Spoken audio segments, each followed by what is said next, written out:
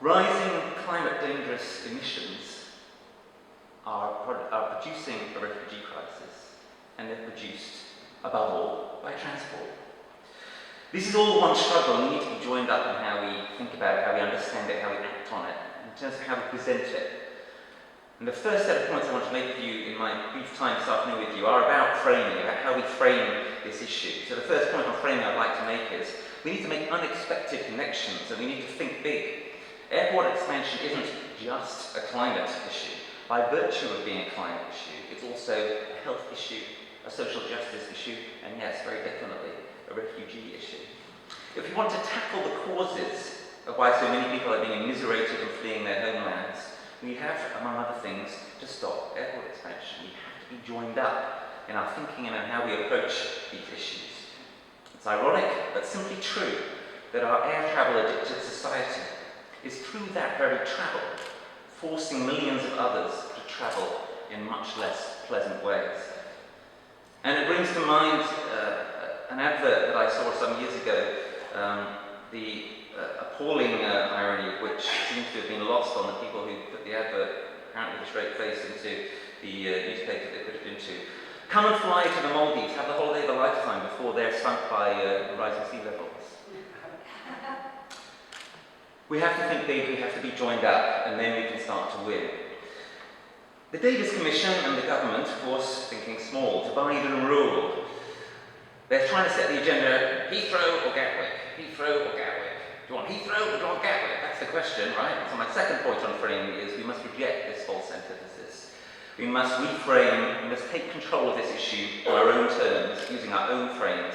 We must fight on ground that works for us. So, for example, this is about whether or not we blow our climate targets. This is about whether we fulfill our responsibilities to and manifest our love for our children, or whether we eviscerate their future. This is about whether we throw huge amounts of money into what will be a stranded asset. This is about whether we blight the Greater London area with getting more noise and air pollution. And this is about whether we can actually try something different. Can we instead be smart, forward-looking? The 21st century thing to do is to substitute video conferencing for most international long-distance travel, especially business travel. So we're not NIMBYs, we're an alliance proposing a real alternative. It's not Heathrow versus Gatwick. Right? The alternative is the 21st century way of seeing beyond taking big lumps of flesh up into the air and dumping them down somewhere else. If necessary, if we need to move, a lot of that movement can of course be done by rail. We should renationalise the railways and invest in the railways. And we should invest in video conferencing so that we can all be connected without having to wreck the climate. These are the kinds of reframes that we need if we're going to win this thing. And of course, we mustn't allow ourselves to be portrayed as opponents of pleasure. The key frame here, it seems to me, is that actually, as we've just heard, air travel is overwhelmingly the preserve of the rich. 15% of people, 70% of the flights. It's only their pleasure which is served by the current system, and that's wrong. So my third point on framing is we must always get the frequent flyer levy into the conversation. This is a brilliant way of making the point that it's us who want to change the situation from one in which the rich do most of the flying and most of the climate damage, scot-free, to one in which everyone has inexpensive access to the occasional flight. And we make the rich and businesses pay through the nose for any profligate flying that they want to do on top of that. So those are my top-line thoughts on framing. Second and final set of remarks on politics, from frames to politics, from communications to election campaigns. It's an important connection to make.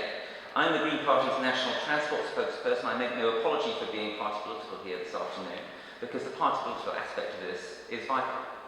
We are moving, as from now, into a massive election year in this country, especially here in London.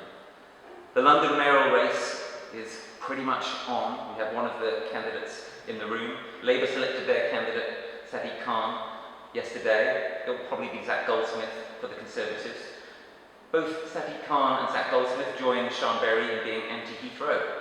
So far, so good.